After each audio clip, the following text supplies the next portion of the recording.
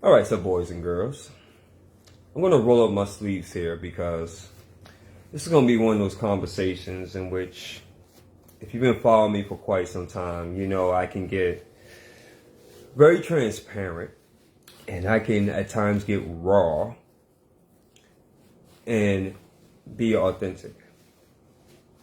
If you have seen some of my podcasts, you know that I have done many things such as Devil's Advocate, segments such as Sean versus Antoine, which is really I was talking about my alter ego.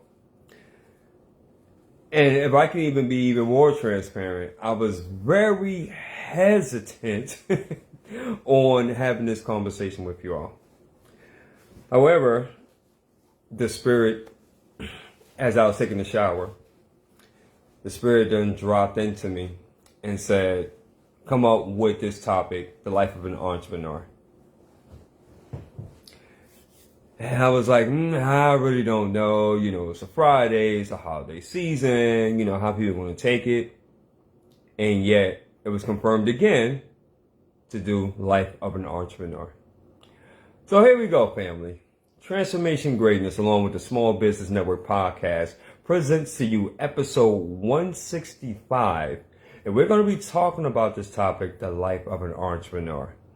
And before we even go ahead and get started, I just want to say last night was definitely an excellent podcast. I want to thank my guest, Cheryl Blunt, on really just coming on board and just delivering such an authentic, raw, and real interview.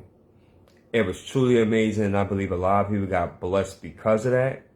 And if you didn't have the opportunity to watch that podcast, I highly recommend for you to go on my page and take a look at that, because it was something special. It really, really was. It really, really was. And if you're an individual, if you're an entrepreneur or someone that really has a story, a message, a brand, and you want to have a platform and be a guest and come on board, by all means, please feel free to reach out to me, send me a message here on Facebook Messenger, and let's go ahead and make that happen, because that was so good, and we're going to have a part 2. How about that? So do me a favor, if you will. If you're catching this live, put in hashtag live, and if you are catching this on a replay, go ahead and put in hashtag replay. Just a quick introduction, guys, and let's go ahead and get into this. Once again, my name is Sean A. White. I am the founder and creator of a brand which is called Transformation Greatness, which is all about motivating, encouraging, and inspiring the masses. And with that, it consists of me as being a speaker, a life purpose coach, hypnotherapist, practitioner. In addition, a radio and TV personality with the Small Business Network with my good friend, Dr. James McConnell, and I have many other different hats as well. I want to get into this, the life of an entrepreneur. You know, and this is the reason why that I've been hesitant as far as with sharing this. Because when we think of entrepreneur, especially what we see on social media, most of the times, right, on our feeds, you will see as far as for the results. You will see as far as those saying like how you can make 10,000, 20,000 in a month. You can make 100 grand a month. You can make, heck, you can even make $1 million a month, right? And that's all true, 100% correct, because there are individuals that are doing that on a daily basis. There are millionaires that's being created at a record pace during these times. All that's totally valid.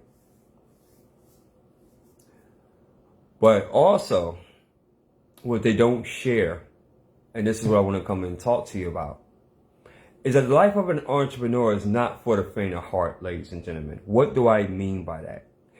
What I mean is that when you commit and say that you are an entrepreneur, whether you are like me, you're working as part-time, aka entrepreneur, shout out to Dr. Karen for that title, or you are doing this full time because you're fully committed.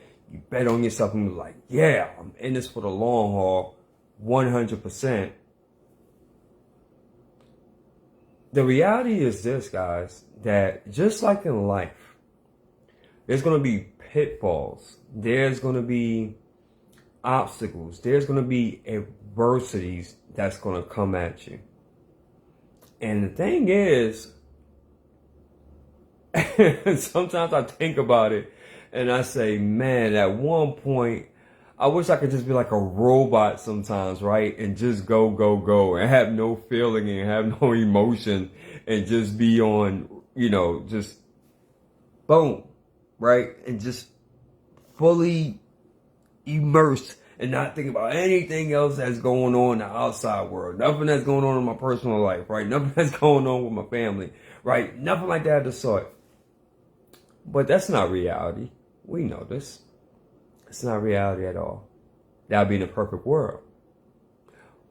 But think about how boring it would be if life was like that as being an entrepreneur. Just think about it, right? I come to you with this because being an entrepreneur of 11 going on 12 years, I done experienced many ups and many downs. I experienced many highs and many lows. I experienced many victories as well as setbacks. And I tell you guys, this can be a real emotional roller coaster, like really. Especially too, if you have a purpose and a mission and a vision. And you can see it as clear as day. And you want it so bad. You can literally taste it, right? It's like you see it. Your eyes is on the prize, right? And you see it and you're like, okay, cool. This is what I want to do. This is where I want to be. This is how I can help. This is where my gifts and talents can make room for me, right? And you see it and you're super excited. But then at times, this thing called Murphy's Law, right? What can go wrong will go wrong. This thing called life, right? Where maybe one of your family members may not be acting right, or maybe your kids may just be going left, right? Or whatever the case may be, financial, emotional, fill in the blank. My point in which I'm trying to get with each and every single one of you is that these experiences, I believe, are truly necessary. And why do I say that? I say that because what it does, it builds character. Case in point, when I first came up here to Atlanta, Georgia, and how the way I was abandoned, and I was in a homeless shelter. To even back it up a little bit more on how I was in actually the Greyhound station, and I only had about 24 hours before I was kicked out. Then had to go to the Salvation Army, had to sleep on the floor with roaches and rats in the middle of the night, running all through. And the only thing I had was just a pillow and a thin sheet. To then going to the rescue mission and then to the Georgia Works program, which was like an institutionalized shelter, which we slept on hard metal floors. Trying to figure out this thing called life, trying to really wrap my mind and my brain around like, okay, I'm not in a prison, but I'm in a prison. Being around all types of individuals, from murderers, thugs, killers, rapists, right? Prostitutes, pimps, you name it, was all around that.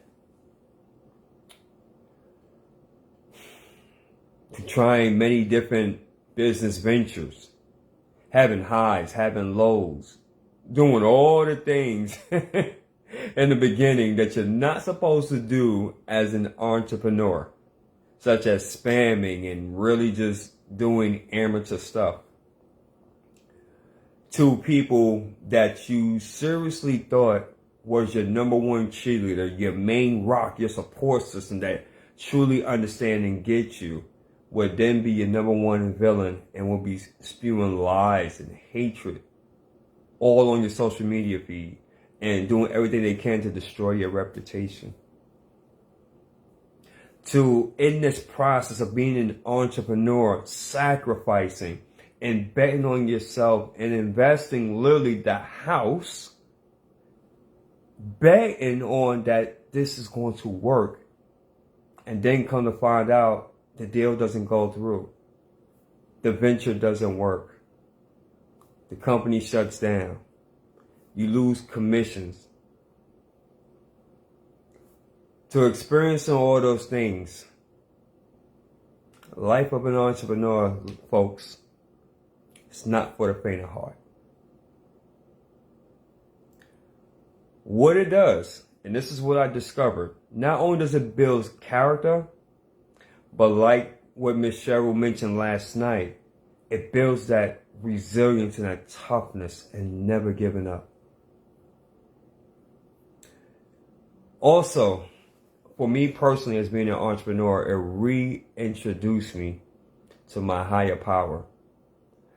To understand that in order for this thing to work, in order for me to reach my truest potential as a human being, as an entrepreneur, as a CEO, as fill in the blanks, I had to rely heavily on him.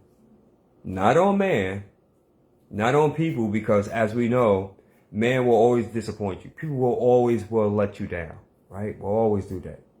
It's just human nature. But to rely on something that's greater than myself, you see, what I had to learn, and I had to humble myself, is that he would give me the power to work out my gifts, to do what I can, but then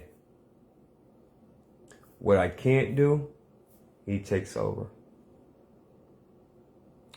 Entrepreneurship, and I want you all to really grasp this concept. Entrepreneurship is all about endurance. It's all about staying into the end. Think about this. Think about this. How many individuals that you know that start off fast? I mean, they start off successful in the beginning. I mean, they got all the accolades. You know, they got the mega fat bank account. They got everything in the beginning, right? There was really no test. There was really no adversities, no struggle or anything like that whatsoever, right? They just like literally got it.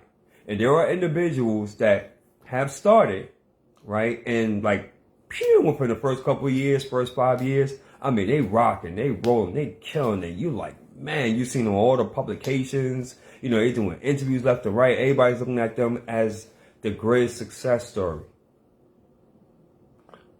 But also, too, I'm pretty sure you guys have heard and seen many individuals that because they haven't went through anything, they haven't been tested, when adversity did hit, and when life started banging down their necks, on how they folded like a pretzel.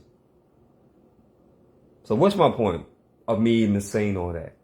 What I'm saying is that if you are deciding to be an entrepreneur, or even if you're an entrepreneur right now, just know and understand that this is all about to the end. It's all about the legacy. And I want you to consider that too, on how many individuals, how many entrepreneurs that you can think of, even from the past, such as from Walt Disney, Henry Ford, let's see here, the guy from KFC, Steve Jobs, all these individuals, God rest their soul, right? They all realize that in order to be an entrepreneur and to be at the highest of the high, you have to be willing to pay a price. Are you willing to pay that price, guys? Because at some point, all of us is going to have to pay that price. It can even be from time away from my family. It can be from experiencing rejection again and again and again and again and again. It can be as far as for losing face. Whatever that may look like. What price are you willing to pay in order to make sure that your goals and dreams become a reality? To make sure that your vision and that the assignment which has been called and placed upon you, yep, I said, yep, the assignment, your calling, yep, as an entrepreneur, you have an assignment and a calling. I don't care what niche, what industry that you have, that you're a part of.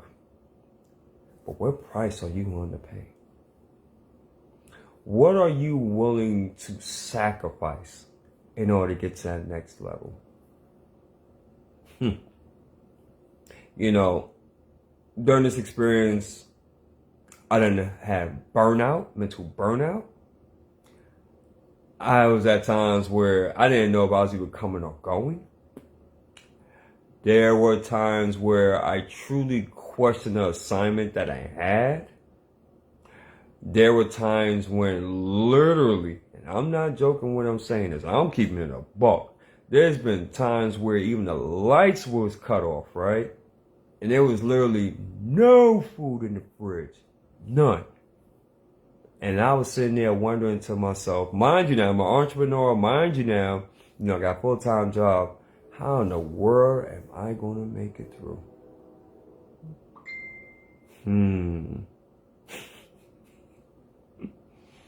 This thing called life, right? But then I get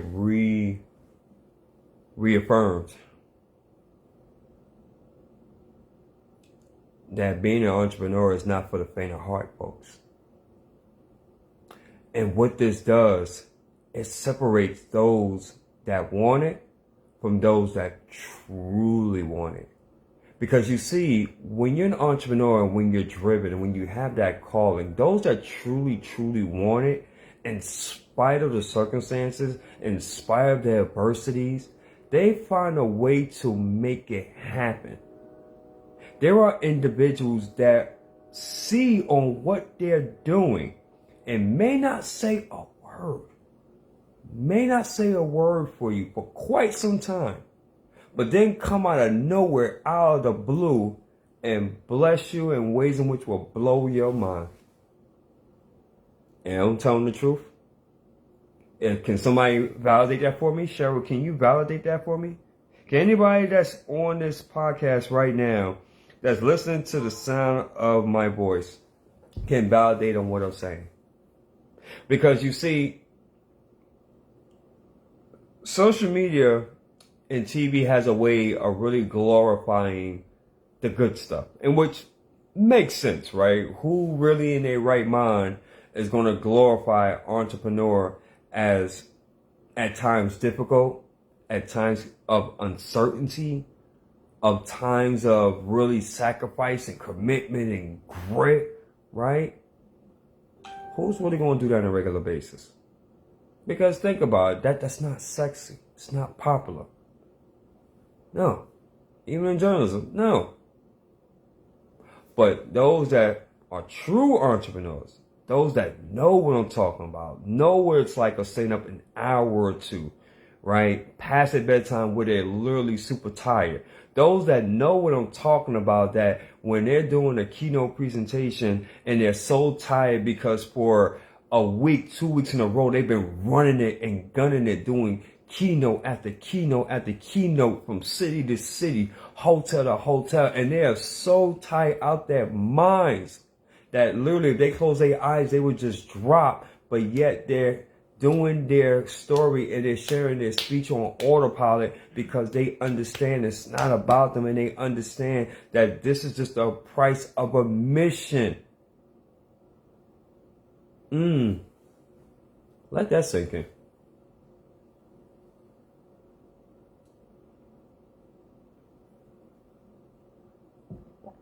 I'm even go a little bit deeper, folks. Those that are even service-based entrepreneurs. This is for all my thought leaders. This is for all my servant heart leaders. These are for all my coaches, therapists, life coaches, spiritual coaches, whatever kind of coach you think about, right? My change agents. These are individuals that know in their heart of hearts, if I don't create that post, if I don't do that broadcast, if I don't make that phone call, then guess what? The world suffers just a little bit more because I was too selfish or too lazy or too quote unquote busy to do that. Let that sink in.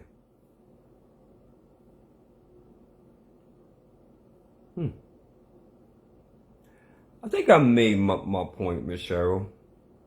So I'm going to go ahead and close this out with this.